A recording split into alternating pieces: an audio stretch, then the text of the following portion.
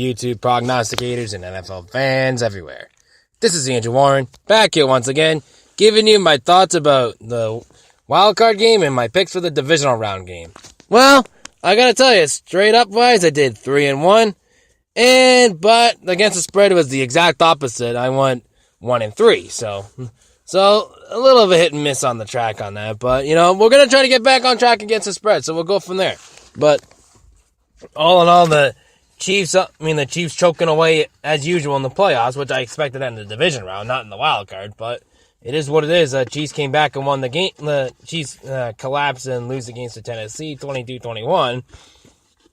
And for the Saints and Panthers, it was a 31-26 victory. The Saints beating the Panthers with Cam Newton getting knocked out of the game in that matter. And a boring game in this one for the Jags and Bills with 10-3, with the Jags winning in that game, and the Falcons winning, I believe it was like 27-21 or maybe 33-30 or something like that, or something like that, with the Falcons beating that game like I predicted. So we're gonna go from there.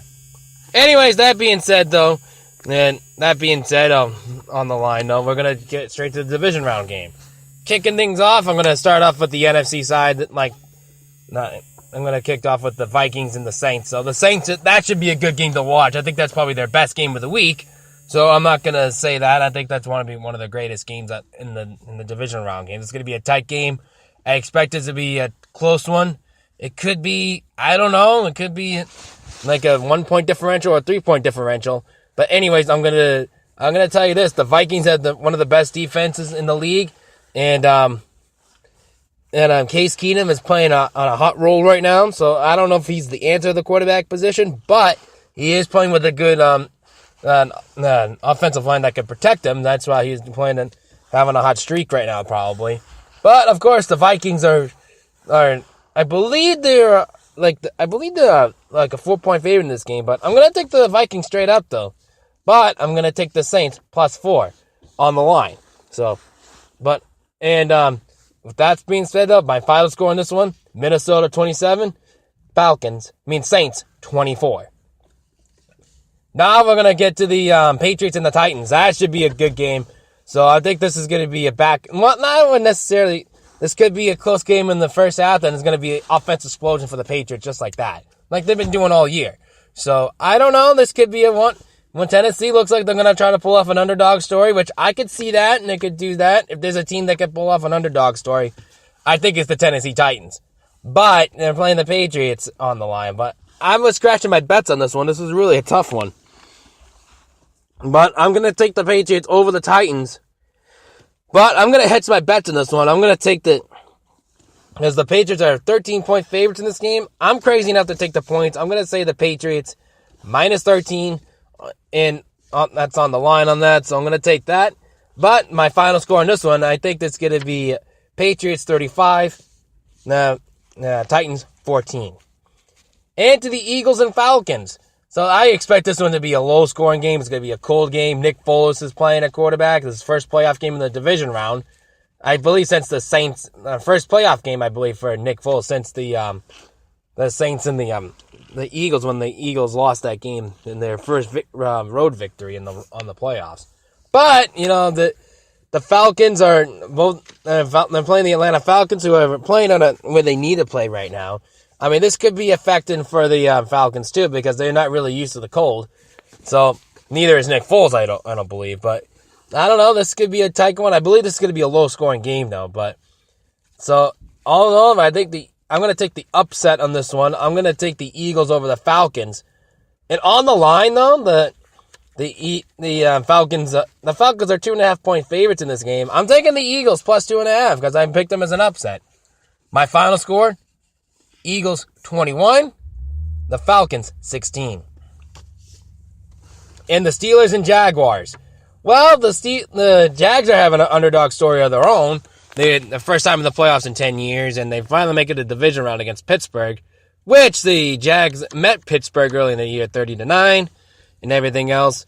But, I don't know. I don't think the Jaguars are counting on a blowout this time around. I think they're going to expect them a very tough football game. So, I think this is going to be a tough one for each way, though.